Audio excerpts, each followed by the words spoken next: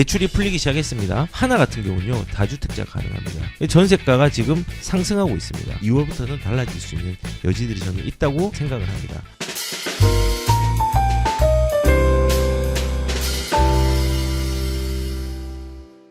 주요 은행의 대출 빗장 푼다는데 다주택자 신용대출 조건 다르다. 그러니까 결론은 뭐냐면요.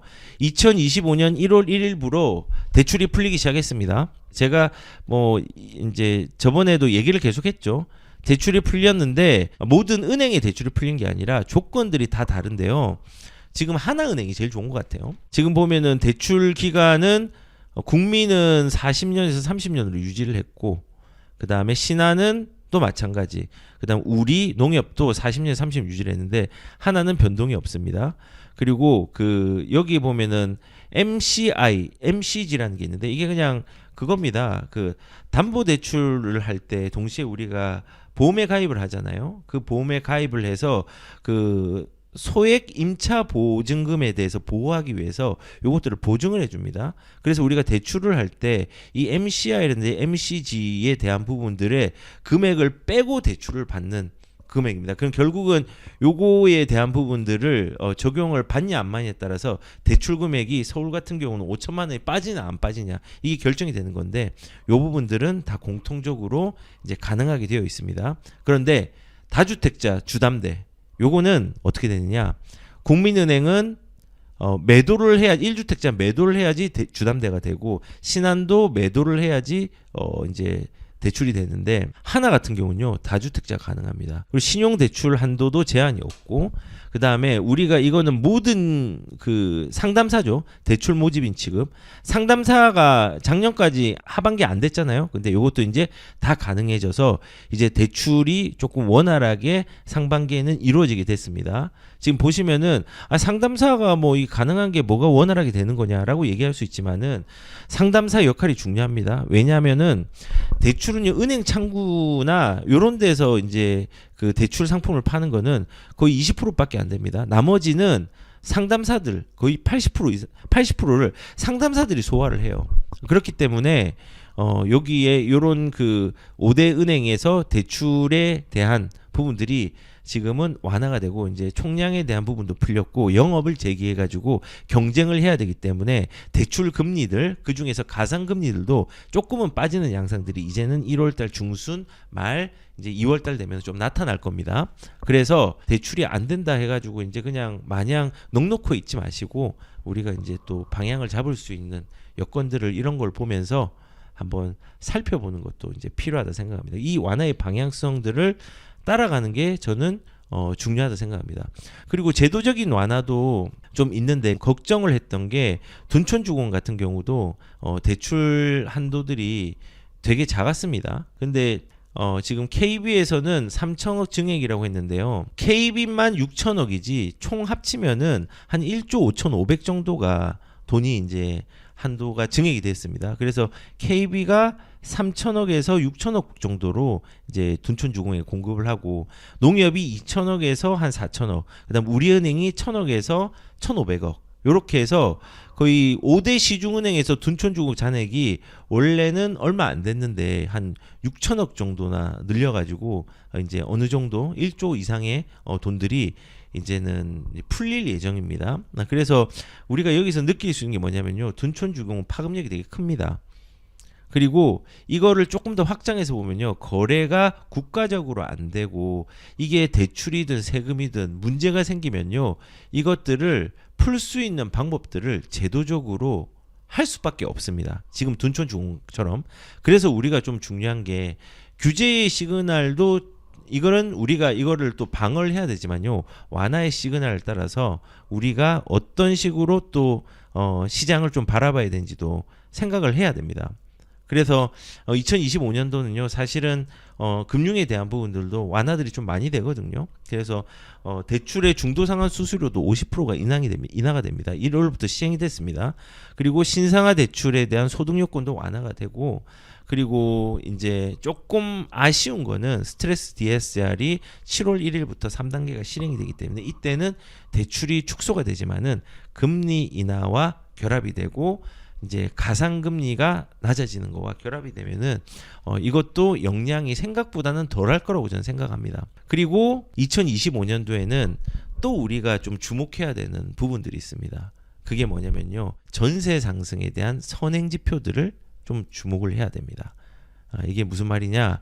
어떤 데는 전세가 호재가 완성이 되어서 수요가 늘어나서 전세가가 올라가는 경우가 있고, 어떤 데는 그냥 수요는 일정한데 실질적으로 전세 물량이 나와야 되는 공급들이 줄고 그 다음에 안 나오니까 준 거죠. 근데 수요는 계속 있으면은 지금 수요와 공급에 대한 수급 문제가 생기잖아요. 그래서 전세가가 또 올라가는 경우가 있고, 방금 제가 말한 것처럼, 이전에 말한 것처럼 호재가 완성되어서 수요가 늘어나서 전세가 올라간 데가 있습니다. 그런데 2025년도는요. 호재가 완성되거나 아무튼 수요의 이동으로 인해서 전세가 올라가는 곳들을 체크를 해야 됩니다. 그리고 전세가 상승이 선행된 곳들을 체크를 해야 됩니다. 그 이후에 어떤 현상이 일어나냐면요. 전세가가 집값을 올리는 현상. 그런데 모든 지역들이 전세가 오른다고 집값이 오르는 게 아니라 입지에 대한 선택적인 방향들을 잘 잡아야 됩니다. 입지에 대한 분석이 없이 그냥 어디든 산다 이러면은 사실은 실패할 경우들이 되게 큽니다. 그래서 2025년도는 매매가는 보합 둔화가 여전한데 전세가 상승이 선행되는 지역을 체크하는 게 좋다는 겁니다. 그래서 그런 지역이 실수요자 유입이 커지는 거. 어떻게 커진다고 했죠? 공급은 그대로예요. 근데 호재로 수요자가 많아진 거예요. 실수요자가. 예를 들어서 구리 별내, 제가 자주 얘기했잖아요. 구리 별내 같은 경우는 지금 전세가가 엄청나게 많이 올라가고 있습니다. 구리 같은 경우는 아파트 전세값이 거의 8.63% 올랐습니다. 수원 영통구가 가장 많이 올랐어요. 8.8%. 근데 경기도에서는 구리가 전세값이 조금 많이 오른 편에 속합니다. 왜 많이 올랐냐? 수요를 유입할 수 있는 여건들이 생기기 때문에 그렇습니다. 공급은 가만히 있는데 수요를 유입시킬 수 있는 여건이 뭐냐? 이 지금 별내선을 이 개통이 됐는데 이거를 이용해 보니까는 이거 괜찮네. 원래는 잠실까지 1시간 반 걸린 다산 신도시에서 구리나 이제 남양주의 별내죠. 다산 신도시에서 아니 지금은 한 40분 만에 가네. 30분 만에 가네. 이렇게 되면 어떻게 되죠? 수요가 이쪽으로 유입이 되죠. 그러면서 매매가와 전세가들이 움직입니다. 그 전에 어디가 움직이죠? 실수요자인 전세 사는 사람들이 구리도 출퇴근이 편하니까는 잠실까지 강남까지 이제 좀 편해지니까는 가도 되겠다. 라고 생각을 하는 거죠. 실제로 저희 직원 중에서 구리에 살았는데 구리에 살면서 별내선을 이용하니까 너무 좋다는 거예요. 그리고 이런 부분들이 우선 전세가에 반영이 됩니다. 그런데 이게 별내선만 지어졌나 고속철도가 뚫리니라고 했죠. 사람들이 뭐 요거를 아실 수도 있는데 며칠 전에 2025년 1월 1일 날 제2경부고속도로, 그러니까 포천에서 세종시까지 이 정구간들이 개통이 되었습니다. 이 도로도 뚫렸죠. 그 다음에 서울에 대한 광역에 대한 도로도 뚫렸죠. 그 다음에 서울의 접근성, 일자리에 대한 접근성에 대한 부분들도 뚫렸죠. 그러면은 실수요자들이 결국은 유입이 되고 이러한 부분들이 나중에 전세가가 자극이 되면서 집값이 움직이는 양상으로 가는 경우가 있습니다. 그래서 별내선 개통하고 포천하고 세종까지 2025년도 1월 1일 개통하고 이렇게 하니까 전세값이 이제 오르는 양상으로 가게 된 겁니다. 그래서 우리는 이런 선행지표 전세가가 오르는, 그럼 매매가가 지금 많이 올랐냐? 아직 많이 오르지 않았습니다. 기다렸으면 좋겠습니다. 제가 이거 얘기하면서 좀 생각을 한 분이 있는데 제 구독자 중에서 되게 좋으신 분이 있습니다. 제가 또 되게 아끼는 구독자 중에 한 분인데 구리와 이제 수원에 집이 있습니다. 근데 되게 힘들어 하더라고요. 집값이 조금 덜 올라가지고, 오르긴 올랐지만은 구리는 떨어졌고 수원은 올랐습니다. 근데 여기를 팔고 싶다 막 그 얘기를 하는데 제가 조금은 기다리라고 얘기를 한 이유가 뭐냐면은 이 지금 영통 같은 경우는 전세값이 가장 많이 지금 이제 움직이려고 하는 지역 중에 하나고, 상대적으로 그 다음에 또 구리거든요. 영통 같은 경우 기존의 노선들이 인동선과 연결되면서 개선되는 부분들이 있고, 그리고 전세가가 워낙 많이 빠졌다가 다시 올라온 양상이기 때문에 기다리는 게 맞다고 생각을 했고, 구리 같은 경우도 이제 실수요자들이 이용들이 크기 때문에 기다리는 게 맞다고 생각을 했어요. 근데 그 두 개를 가지고 있어요. 지금 오늘 신문에 나온 이 두 지역을. 그래서 요거를 얘기하면서 그 좀 준비하면서 이제 그분이 좀 들었으면 좋겠다. 조금 더 기다리는 근거로서 좀 삼으셔서 이 2025년도의 전세 상승의 선행 지역들을 좀 잘 체크하면서 주목을 했으면 좋겠다라는 생각도 제가 가져봤습니다. 마찬가지로 지금 보시면은 GTX B 노선 맥퀘리 참여 합의 임박 3월에 첫 삽기대 착공은 했는데 아직 삽은 못 떴죠. 그런데 이제는 이 맥쿼리라는 기업이 여기 보니까는 인프라에 대한 투자 회사더라고요. 그래서 여기서 이제 자본을 좀 투입해 가지고 이제 첫 삽을 뜬다고 하면은 이것도 이제 2031년, 2032년 제가 볼 땐 2032년, 3년 정도의 개통이 될 것 같습니다. 아직 멀었습니다. 예. 그렇게 이제 되면은 얘도 이제 상승장이 중간에 한번 있겠죠. 그러면서 아마 가격이 반영이 될 겁니다. 그러다가 준공이 된 다음에 가만히 있다가 이거를 실수요자들이 이용해서 괜찮네라고 생각되면 이게 또 가격으로 다시 반영이 되는 양상이 반복이 될 겁니다. 구리가 그런 것처럼, 그리고 GTX 동탄 같은 경우, 그 다음에 운전 같은 경우, 그리고 이제 이거는 삼성이 이제 결합이 되면은 완전체가 되잖아요. 그러면은 그것들이 또 가격들이 반영이 될 거거든요. GTX B 노선에서는 수혜가 좀 될 수 있는 데가 여기에 핵심은 용산과 서울역과 청량리 이쪽이거든요. 요 세 군데인데 여의도랑 요렇게입니다. 여의도, 용산, 서울역. 이게 핵심이고 그냥 부수적인 게 이제 청량리죠.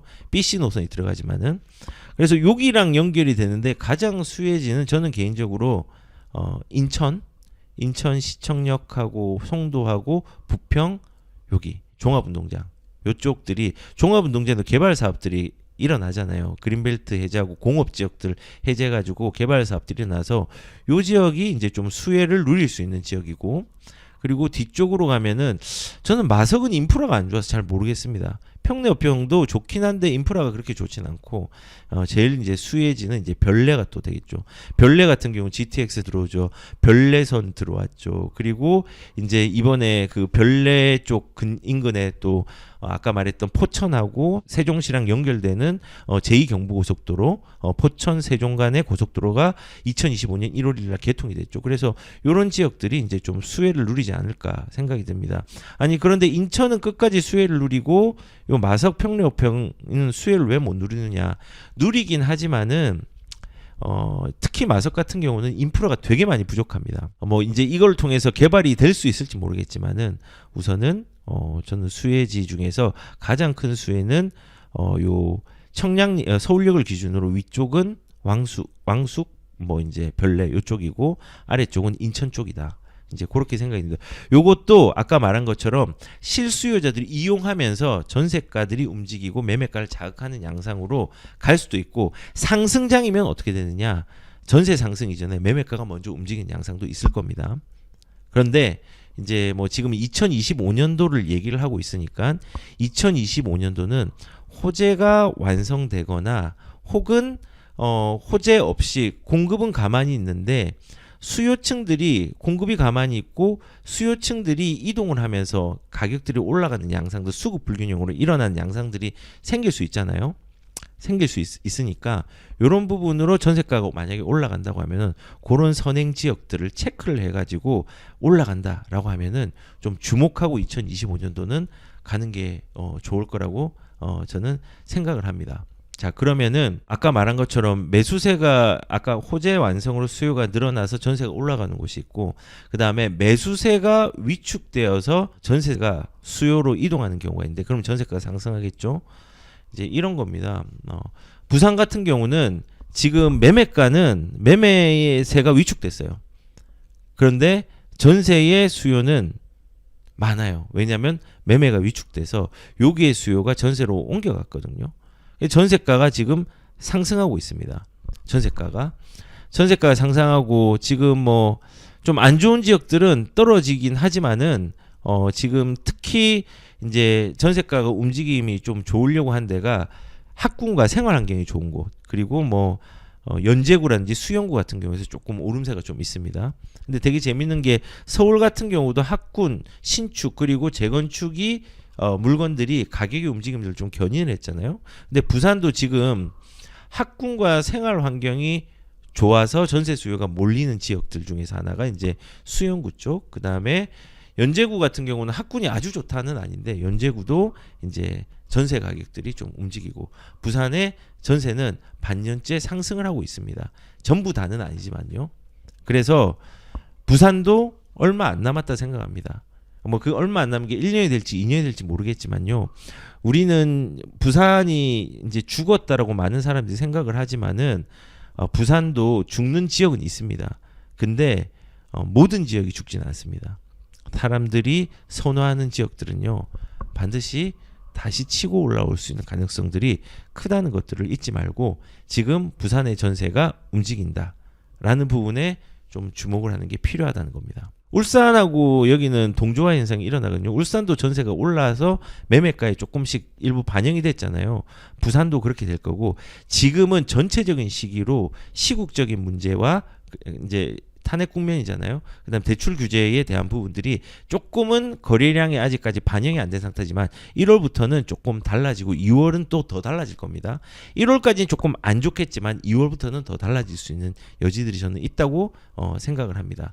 그래서 2025년도에 조금은 우리가 좀 주목을 해봐야 되는 부분들이 뭐냐면은 전세 상승이 선행된 지역들을 체크를 좀 해봐라. 전세가는 오르는데 매매가가 보합 둔화가 여전한 지역들은요 우리가 진입의 찬스로 가져가는 것들이 나쁘지 않다라는 이제 말씀을 드립니다. 그리고 그 다음에 또 우리가 좀 방향성을 잡아야 되는 게 다주택자 거래에 대한 혹은 부동산 정책으로서의 완화 방향성들이 완벽하게 구현되거나 해제되지는 못할 겁니다. 그런데 이런 부분들을 우리가 예측은 하지 말고 대응을 하면서 가야 됩니다.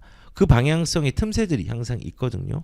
그리고 가격의 흐름대 움직임에 어떤 작동할 수 있는 트리거 역할을 할 수 있는 부분들도 많이 있거든요. 그래서 지금 2025년도는요. 다주택자들이 계속 힘들 겁니다. 그런데 조금의 이 완화의 방향들로 우리가 또 기조들을 좀 살펴가면서 2025년도는 갈 필요가 있습니다. 다행히도 양도세에 대한 중과 배제 1년 연장이 되었습니다. 2025년도 경제정책 방향에서 지방 부동산은 세금 대폭 완화 그리고 다주택자 양도세 중과 배제는 1년 연장. 계속 그 기준은 유지하고 있다는 겁니다. 그리고 지방의 부동산 세금 대폭 완화 이게 진짜로 이제 정책 방향이 되고 실현이 된다고 하면은 지방이 생각보다 빨리 움직일 수도 있습니다. 생각보다 빨리. 요게 진짜로 어느 정도로 돼야 되냐면 과거에 이런 적이 있었습니다. 2010년도에 부동산 시장이 지방이 되게 좋아지기 시작했잖아요. 근데 2008년도 9년도부터 계속 완화 정책을 펼쳤는데 2010년도에는요. 지방 미분양에 대해서 취득하면은 양도세를 완화해주는 정책들을 했습니다. 시장이 좀 좋아졌죠. 그리고 이 완화의 정책들이 2011년도에는 첫 집 원시 취득하고 임대를 놔주면은 거기에 5년간 발생한 양도세를 50% 완화하는 것도 이제 얘기를 했고 그 다음에 양도세, 비과세, 거주요건도 삭제를 해버렸죠. 3년 보유해서.